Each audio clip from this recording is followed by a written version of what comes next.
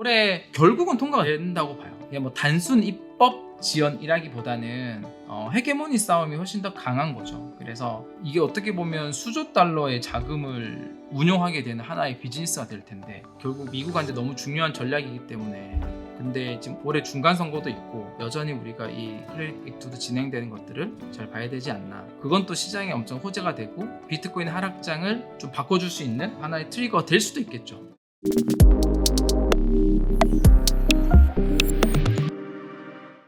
오늘 보니까 또 많이 확실히 58,000불, 58,000불, 60,000불 밑으로 계속 좀 있는 것 같긴 한데, 크립토 하락장을 보내기가 쉽지 않죠, 여러분. 2022년도 하락장을 또 경험하신 분들 있으세요? 2022년도 또는 2018년도 어떠세요? 그때랑 지금이랑 좀 느껴지는 감정이 어떠신지 좀 궁금하긴 하네요.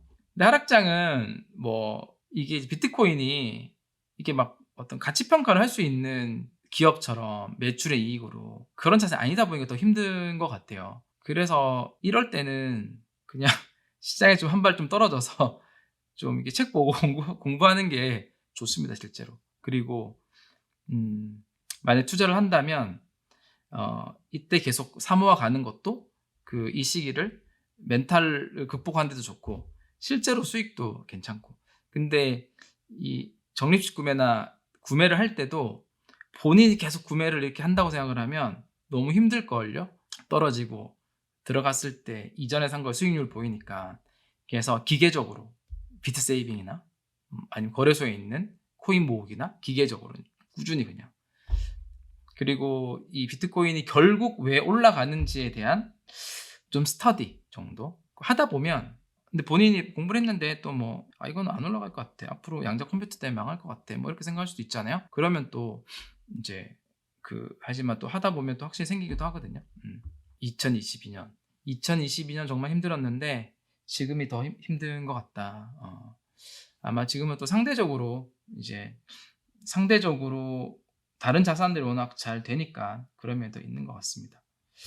자, 이 시점에 이걸 봐야 됩니다. 우리가 결국 이제 사람들의 말도 중요한데 결국 법안이 어떻게 만들어지고 어떻게 진행되고 있는지에 따라서 그게 이제 이후의 변화에 큰 영향을 미치기 때문에, 그래서 지금 뭐 클래리티 법안도 그렇게 관심이 많고 다들 통과되기를 기다린 이유도 그런 면에 있는 것 같습니다. 한번 이제 어떤 법안들이 있는지 한번 보고요. 지금 어디까지 왔는지도 한번 리마인드 해보면 좋을 것 같습니다. 크게 중요한 법안들이 세 가지가 있어요. 미국에 여러 가지 법안들이 많이 있긴 한데 그 중에 하나가 스테이블 코인에 대한 규제 프레임워크인 지니어스 액트라는 법안이에요. 너무 잘 알죠? 작년에 이미 상하원 다 통과됐고 이제 대통령 서명까지 완료가 됐죠. 그 지니어스 액트는 양당이 다 지지를 하면서 빠르게 통과를 한 케이스입니다. 스테이블 코인 자체가 중요하다는 것, 그게 미국의 어떤 달러의 패권을 더 연장시키는 데 있어서 더 중요하다라고 하는 이견이 없었던 거죠. 되게 적었던 거죠. 근데 클래리티 법안은 꽤 많은 진통을 겪고 있긴 합니다. 사실 이것도 뭐 하원 통과하고, 그러니까 사원이 작년 7월에 통과할 때까지만 하더라도 양당 지지를 받으면서 되게 빠르게 이제 통과를 했고요. 지금 이제 상원을 통과를 해야 되는데 상원 이제 은행위원회까지는 통과를 했고 이제 본회의를 통과를 해야 되는 게 남아 있는 것 같아요. 근데 본회의 통과를 하려면 좀 허들이 좀 높은 거죠. 그게 좀 막혀 있고 그 부분에 대해서도 이따가 한번 더 개별적으로 볼 때 한번 설명 한번 드려보도록 하겠습니다. 그리고 나서 이제 아르마 법안이라고 하는 이게 작년에 비트코인 액트라고 하는 비트코인 비축을 하는 법안이 이제 통과를 못해서 폐기가 되고 그거를 한 단계 더 업그레이드해서 나온 법안이에요. 그래서 미국의 이제 준비금 현대화법이라고 하는 법이고 얘는 완전 초기 단계이긴 합니다. 이제 막 발의가 됐어요. 그래서 이 심의 마크업까지도 안 들어간 상태로 알고 있어요.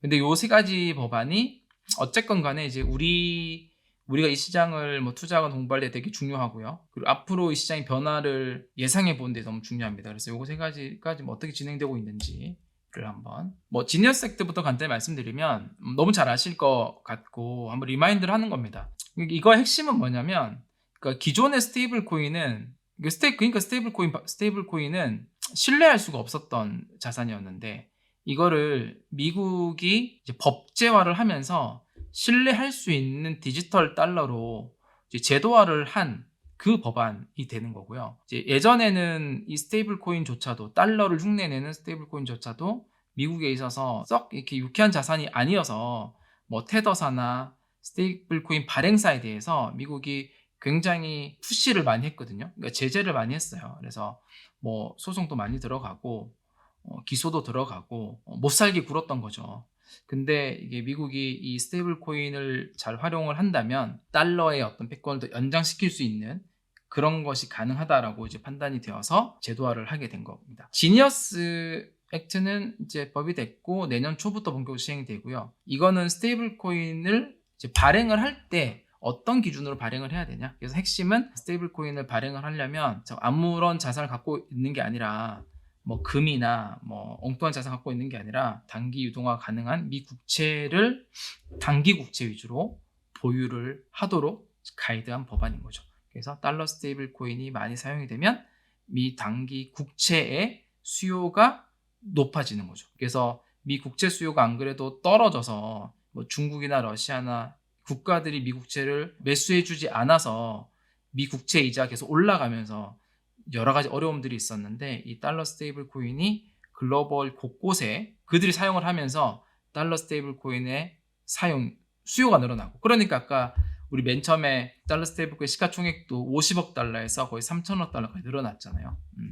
그렇게 연결되는 이제 클래리티 법안은 이제 두 번의 클래리티 법안인데 지금 이제 상원에서 본회의를 통과를 해야 되는데 총 60표가 필요해요. 근데 공화당이 다 찬성을 하더라도 민주당에서 7표 정도가 더 필요한 상황이 된 겁니다. 그래서 지금 이것의 통과에 대해서 조금 우려가 좀 있는 거죠. 그래서 오늘 기준으로 보면 폴리마켓에서 그 연내에 클래리티 액트가 통과될 확률이 계속 떨어지고 있거든요. 그래서 오늘 39%까지 터치를 한 것 같아요. 39%까지. 그리고 계속 좀 떨어지고 있습니다. 확률이. 이유는 크게 보면은 한 두 가지 정도가 있는 것 같아요. 클래리티 액트 보면 왜 중요한지를 먼저 얘기를 드려야 될 수도 있겠네요. 그러니까 뭐 여러 가지 게 있는데, 그러니까 클래리티 액트가 돼야 디파이 생태계가 굉장히 활성화가 돼요. 디파이 생태계가. 그리고 그 클래리티 액트가 돼야 이 크립토 쪽으로 크립토에 어떤 산업 진입하려고 하는 빅테크나 기관들이 규제가 명확화가 되니까 좀 들어올 수가 있어요. 이게 만약에 없으면 어떻게 되냐면 지금 미국도 보면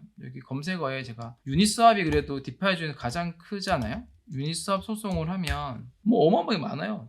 다 소송이야. 이제 과거부터 하면 더 많겠죠. 폴리마켓 소송은 많아요. 그러니까 이게 좀 규제가 좀 불명확하면 뭐 유니스왑이나 폴리마켓처럼 아예 크립토 시장에서 스타트한 기업들은 어떻게 보면 잃을 게 크게 없기 때문에 새로운 혁신을 하면서 스타트가 되는 건데 기관들이나 전통 기업 입장에서는 그런 베팅을 하기 쉽지 않죠. 그렇기 때문에 좀 명확한 법이 필요하다. 우리가 뭐 그런 거 있잖아요. SEC가 가이드라인은 다 발표한 거죠. 이제 우리가 이런 토큰들도 증권으로 하지 않을 테니 해라. 그러니까 트럼프 행정부 들어오고 나서 이런 가이드들은 많이 나왔거든요.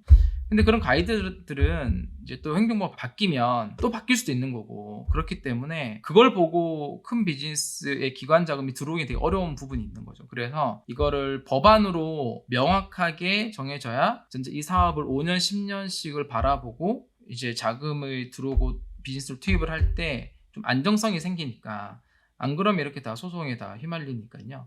그래서 이 클래리티 액트는 되게 중요한데 이게 지금 좀 지연이 되고 있잖아요. 지연이 되고 있는 이유는 그냥 뭐 단순 입법 지연이라기보다는 헤게모니 싸움이 훨씬 더 강한 거죠. 그래서 이게 어떻게 보면 수조 달러의 자금을 운용하게 되는 하나의 비즈니스가 될 텐데 그러니까 전통 은행들, JP모건이나 골드만삭스나 이 전통 은행들의 헤게모니와 이 크립토의 어떤 신흥 세력의 헤게모니 간의 주도권 경쟁이 되게 펼쳐지고 있어서 이 클래리티 액트가 빠르게 통과하는데 어떻게 보면 조금 장애를 겪고 있다라는 것 같습니다. 그러니까 클래리티 액트가 되면 사실 미국 입장에서는 이게 뭐 달러 스테이블 코인이나 뭐 온체인 금융이 글로벌 크립토 주도권을 확보해 나갈 수 있잖아요. 그래서 그 헤게모니를 이제 디지털 시대에서 좀 연장할 수 있는 게 있을 텐데 아무래도 그러면 좀 기득권에 대한 그 부분도 좀 풀어야 되기 때문에 그러면서 되게 하나의 미끼가 아니라 그 흠이 된 게 이 트럼프 일가가 이 디지털 금융 비즈니스를 하면서 뭐 토큰 발행하고 토큰 팔고 이런 것들을 하면서 이해관계들이 섞여 있다 보니까 그 부분이 또 좀 늦어지는데 큰 역할을 하는 것 같습니다. 그래서 민주당이 반대하는 부분도 좀 있고 뭐 스테이블코인 이자 부분도 얘기 많이 나온 부분들이 있죠.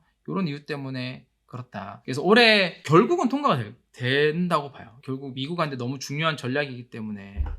근데 지금 올해 중간 선거도 있고 하기 때문에 그 올해 통과 가능성이 낮아지긴 합니다만 여전히 우리가 이 클래리티 액트도 진행되는 것들을 잘 봐야 되지 않나. 또 이러다 갑자기 또 확 좋아질 수 있기도 하니까요. 이게 막 갑자기 이런 기대감이 낮은 상태에서 또 빠르게 통과가 되면 그건 또 시장에 엄청 호재가 되고 비트코인 하락장을 좀 바꿔줄 수 있는 하나의 트리거가 될 수도 있겠죠. 그래서 이 클래리티 액트도 관심 있게 봐야 되는 현재 가장 중요한 저거다. 나머지 하나가 미국 준비금 현대화법입니다. 그래서 미국 국가 전략 비트코인 준비금 설립 법안인데 이게 작년에 그 신시아 루미스 의원이 주도해서 비트코인 액트라고 하는 법안은 어떻게 폐기가 되긴 했는데 되게 아이디얼한 것들이 많이 담겨져 있죠. 그랬다면 지금 이 아르마 법안은 이것도 발의 자체는 양당이 이제 같이 발의를 한 거기 때문에 어떤 면에서는 초당적인 면이 있기는 하나 아직은 이 민주당까지 해서 큰 동의를 얻지는 많이 못한 것 같아요.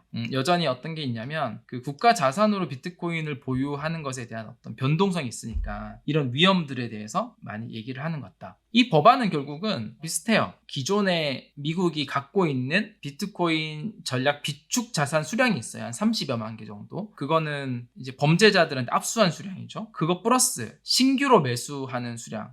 요 두 개를 합쳐서 100만 개까지를 모으는 거고 이렇게 한 거를 최소 20년 동안 장기 보유한다라는 건데 그럴 수 있죠. 이게 작년에 트럼프 대통령이 임명되고 나서 비트코인을 그 행정명령으로 전략 비축을 한 행정명령이 있었거든요. 그래서 그 이후에는 매도가 없었어요. 없고 그 신규 매수가 아니라 그 범죄자들을 통해서 압수한 비트코인을 팔지 않고 전략 비축물로 계속 모아나가는 게 그 행정명령이었는데 사실 이 행정명령은 또 대통령이 바뀌면 언제든지 바뀔 수 있는 부분이기 때문에 이걸 좀 더 안정적으로 가려면 결국 법안으로 준비가 돼야 되고 그래서 그 행정명령에 있는 비트코인 비축에 대한 것까지 같이 담겨서 이 법안으로 준비를 하고 있는 그래서 이 법안의 목표는 계속 이제 뭐 신시아 루미스 의원 또 얘기하지만 미국의 부채를 결국 해결하기 위한 가장 확실한 방법 중에 하나가 이 방법이다라는 관점으로 좀 들어가는 것 같고요. 이게 만약에 통과가 되면 이것도 근데 이제 이거는 우선순위가 좀 낮긴 합니다. 클래리티 법안보다도 조금 더 걸릴 수도 있고요. 통과가 되면 이것도 굉장히 큰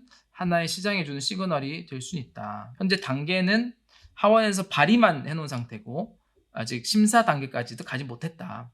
하원 가야 되고 상원 가야 되고 갈 길이 멀긴 합니다. 이거는 아마도 하락장 때 이게 통과가 되기 쉬울까 싶긴 하네요. 왜냐하면 비트코인이 하락장일 때는 어떤 것도 힘을 받기가 좀 쉽지 않아 가지고 오히려 이런 것들은 또 비트코인 시장 좋고 하면 그때 이제 또 여론의 힘도 받고 이제 이걸 발의하는 의원 힘을 받아서 통과할 가능성이 있는데 좀 시장이 좀 하락장이 전환이 돼야 가능하지 않나 좀 싶은 생각도 듭니다. 이렇게 지금 이제 준비되고 있는 법안 3가지 정도 이게 제일 중요한 법안들이에요. 우리가 좀 포커스 맞춰야 되는 클래리티 법안이 언제 통과될 건지 그거에 따라서 시장 영향이 좀 있긴 할 거니까 제가 이제 비유를 하긴 하는데 그 지니어스 액트가 스테이블 코인을 발행할 수 있는 하나의 프레임워크를 만들어 줬다면 클래리티 법안 같은 경우는 결국 디파이나 RWA를 활성화하는 거기 때문에 이 스테이블 코인을 이 디파이 생태계 내에서 더 많이 사용할 수 있는 그런 시장의 어떤 생태계를 만들어주는 데 큰 역할을 할 거라고 보여지거든요. 그리고 지금 미국은 이제 금융자산이나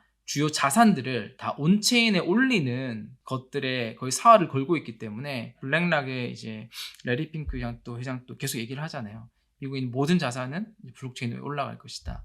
그게 실물 자산을 토큰화하는 영역인데 그 영역이 스테이블 코인 영역과 이 두 개가 활용이 돼서 시장에 인프라를 제공하는 디파이 영역, 여기 세트로 같이 물려가는 것들이 법안으로 좀 차근차근 준비가 되고 있는 걸로 보인다. 이렇습니다. 그 마지막에 했던 아르마 법안 같은 경우는 폴리마켓에서도 아마 더 비중은 낮긴 할 거예요. 올해 통과가. 오늘은 이렇게 마치도록 해보겠습니다. 감사합니다, 여러분.